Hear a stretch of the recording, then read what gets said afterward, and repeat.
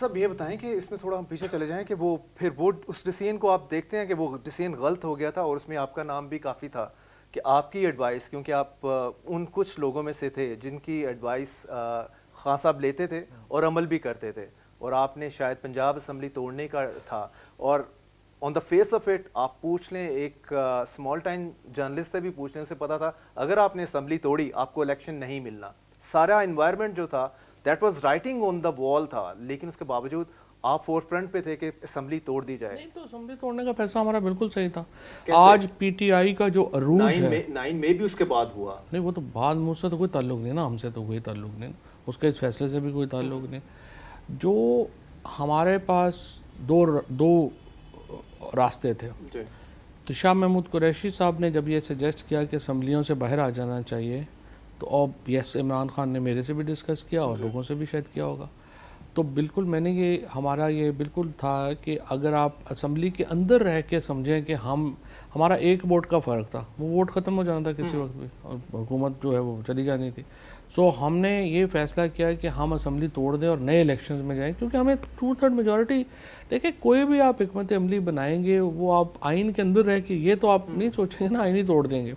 اس کے بعد جو ہے ہم نے جب یہ دونوں اسمبلیاں توڑ دیں تو حکومت کے پاس اتنی بڑی یہ چال تھی کہ اس کے پاس سیاسی تو جواب ہی نہیں تھا ان کے پاس، انہیں آئین توڑنا پڑا اس جواب میں. اور پھر پی ٹی آئی کو جو عروج ملا اور یہ جو 8 فروری کو جو ہوا یا اس سے پہلے ہوا، یہ انہی بڑے فیصلوں کی وجہ سے. عمران خان کے علاوہ کوئی یہ بڑے فیصلے کر ہی نہیں سکتا تھا. آئی اسٹل تھنک کہ یہ this was the best decision that we have taken. Otherwise ہم نے کچھ بھی نہیں ہونا تھا، ہمارا ایک ووٹ سے ہماری اسمبلی بھی وہ حکومت بھی بدل جانی تھی، ہم نے اپوزیشن میں بھی چلا جانا تھا، ہمارے لوگ بھی سارے ٹوٹ جانے تھے اور ہمیں کریڈٹ بھی کچھ نہیں ملنا تھا.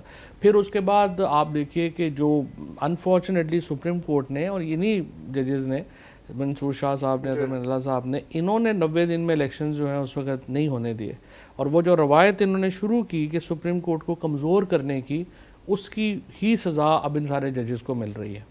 آئین کو توڑنے کے لیے سپریم کورٹ نے، جیسے آپ نے کہا کہ انہوں نے ان کو معاونت فراہم کی بندیال کی اور اس کی اپنی لڑائی میں، اور اس چکر میں انہوں نے پوری جو آئین ہے اس کا بیڑا غرق کر دیا. جو صاحب یہ دیکھیں 2/3 اکثریت مل گئی، لیکن اس کو مانا کس نے؟ گورنمنٹ تو نون کی آئی نا. آپ چاہے ان کے کہیں 17 سیٹیں تھیں ان کے پاس یا لیس دین 20 تھی، پرائم منسٹر ان کی پارٹی کا ہے اور گورنمنٹ کر رہے ہیں، اور جتنی اسٹرانگ ہوتی جا رہی ہے عدلیہ ترمیم کے بعد تو اب لگتا ہے 5 سال انہیں کوئی ہٹا نہیں سکتا، کوئی چیلنج نہیں کر سکتا. نہیں گورنمنٹ دیکھیں، پہلی بات تو یہ ہے کہ جو آپ بات کر رہے ہیں بیسیکلی آپ بھی یہ کہہ رہے ہیں کہ دیکھیں اصل چیز تو یہ ہے کہ ڈنڈا کس کے پاس ہے، جس کی لاٹھی ہے اس کی بحث ہے. آپ یہی بات کر رہے ہیں.